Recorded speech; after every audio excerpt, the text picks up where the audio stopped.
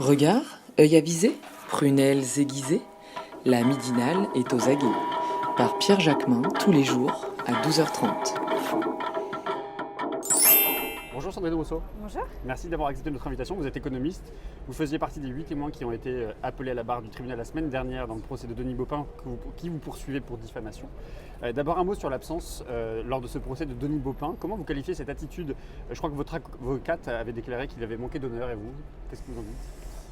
Il a manqué d'honneur et puis surtout pendant qu'il n'était pas au procès, il était dans un dîner en ville sous les ordres de la République au ministère de la Transition. Donc si vous voulez, il y a une espèce de double effet qui se coule là-dedans. Nous on était là à devoir rendre compte de chacune des moindres parties de notre vie intime, notre vie.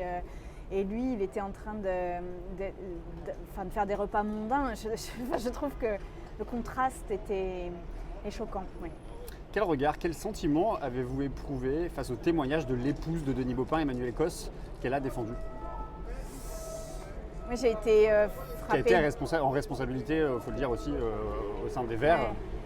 Ouais. Oui, mais j'ai été frappée par le fait que lui n'était pas là, mais ses deux ex-femmes étaient là et la troisième potentiellement ex-femme était là aussi pour parler de ça.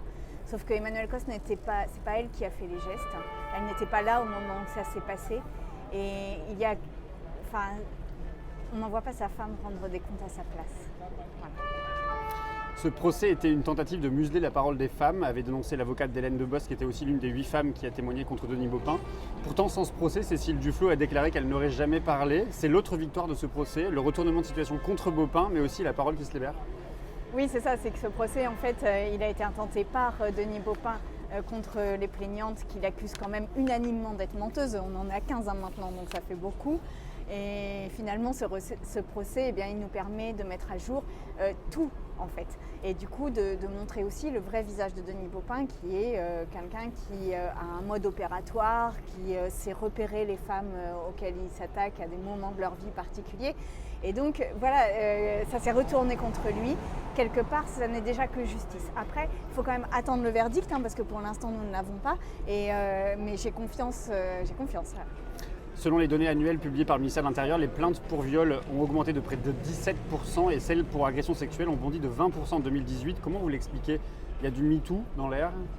Il y a du MeToo, mais c'est un mouvement qui est un mouvement depuis plusieurs dizaines d'années. C'est-à-dire qu'en 40 ans, les plaintes ont augmenté de 40%, je crois. Et donc, en fait, depuis plusieurs années, le nombre de plaintes augmente. Alors, il y a eu des moments d'accélération. MeToo est un moment d'accélération. L'affaire Baupin avait aussi été un moment d'accélération. Mais ça ne reste que des accélérations sur un mouvement de fond. Donc moi je pense que les femmes se rebellent. Quoi. Justement, quelles leçons ou quels enseignements on doit tirer, notamment de votre procès, du procès Baupin, concernant l'arsenal judiciaire? Denis Baupin a été protégé par la prescription des faits, il faut changer la loi. Alors je pense qu'il faut changer la loi, elle a déjà changé parce que nous quand on a déposé plainte, la prescription était de 3 ans, elle est déjà passée à 6 ans. Mais surtout ce qu'il faut changer c'est... Parce que là, pour l'instant, la loi ne définit pas le consentement, ne dit pas ce que c'est que le consentement. Donc en fait, il y a juste une définition par défaut qui est la menace, la surprise ou la violence. Mais il y a des fois, c'est trop imparfait pour décrire les situations de violence sexuelle. Donc il y a la loi, à mon sens, qui est à refaire. Et puis après, il y a aussi toute une forme d'éducation et de sensibilisation de la justice à opérer aussi. Parce que quand je vois la défense qu'a eu Denis Baupin par la voix de son avocat, Maître Pierrat, tout au long du procès, qui était d'une violence inouïe, qui a dévoilé des choses inouïes sur les femmes, là je pense que maintenant il faut vraiment envoyer ce message. Aujourd'hui, chers avocats qui défendaient des violeurs, des agresseurs, des harceleurs, évidemment qu'ils ont le droit à une défense, mais attention à ne pas confondre entre innocenter votre client ou salir la réputation des femmes. Et aujourd'hui, salir la réputation des femmes, ce sont des défenses qui sont inacceptables. Et du côté de la majorité, du côté de la garde des Sceaux, des parlementaires de la majorité, ils ont essayé de vous contacter, ils ont essayé de comprendre aussi quel était le sens de votre bataille, de votre combat contre ces agresseurs? Pour l'instant, non. D'accord. Une autre affaire a surgi dans le week-end qui a suivi le procès Baupin, c'est l'affaire de la Ligue du LOL. Plusieurs journalistes et communicants ont été dénoncés pour avoir harcelé, menacé, moqué des femmes sur les réseaux sociaux, mais aussi même physiquement. Quelle analyse vous faites de cette nouvelle affaire? Pour moi, c'est typique de l'époque qui change. C'est-à-dire qu'il suffit qu'il y en ait quelques-unes qui parlent pour qu'après, derrière, il y ait quelques-unes autres qui parlent et quelques-unes encore autres. Et à la fin, c'est toute une société qui se met en marche. Donc évidemment, la Ligue du LOL, c'est abominable. Mais en même temps, ce qui est beau, c'est justement ce mouvement collectif. Et je pense que ce qui vraiment est nouveau là et qu'on n'avait jamais vu dans l'histoire des femmes, c'est que les femmes s'organisent entre elles pour porter la voix à plusieurs. Et donc ça, c'est vraiment un changement du rapport de force en fait. C'est aussi la preuve que tous les milieux sont concernés, la politique, les médias. Bien sûr, on reste dans un univers de dominants quand même.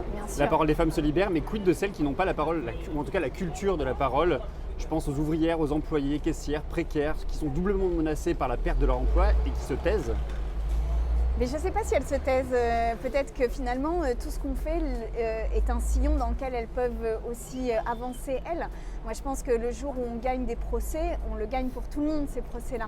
Donc, et moi, j'ai créé une association qui s'appelle Parler pour justement accueillir toutes ces femmes, qu'on soit solidaire aussi avec ces femmes-là. Et je peux vous dire qu'il y en a plus d'une qui est venue, qui a déposé plainte grâce au travail de l'association. Donc voilà, moi l'idée c'est surtout ne restez pas toute seule, venez, parlons-en et vous verrez qu'ensemble on est vraiment plus fortes. J'ai une dernière question Sandrine Rousseau. La semaine dernière, à l'occasion du colloque organisé par Clémentine Autain et Libération sur le rapport des femmes au pouvoir, nous recevions l'historienne Mathilde Larère.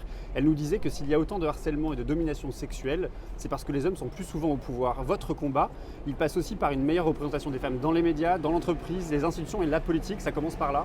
Oui, mais alors attention, ça c'est l'histoire du serpent qui se mord la queue. C'est-à-dire que, parce que la Ligue du LOL, c'est typique d'hommes qui ont assuré leur position de domination en rendant vulnérables des femmes pour qu'elles ne soient pas leurs concurrentes. C'est ça que ça veut dire la Ligue du LOL. Et Denis Baupin, il faisait ça aussi au sein du parti. Et donc c'est parce que ces comportements-là restent impunis que les femmes sont fragilisées et qu'elles n'accèdent que beaucoup plus difficilement au pouvoir. Donc voilà, il faut tenir les deux. Et vous verrez que dès lors qu'il n'y a plus de tolérance et même d'une forme de complicité un peu tacite avec ces comportements, eh bien les femmes naturellement entreront dans les positions de pouvoir. Parce que ce sont vraiment des modes opératoires qui visent à les déstabiliser, à les affaiblir, à les diviser. Et c'est volontairement, je le maintiens. Merci beaucoup Sandrine Rousseau. Merci.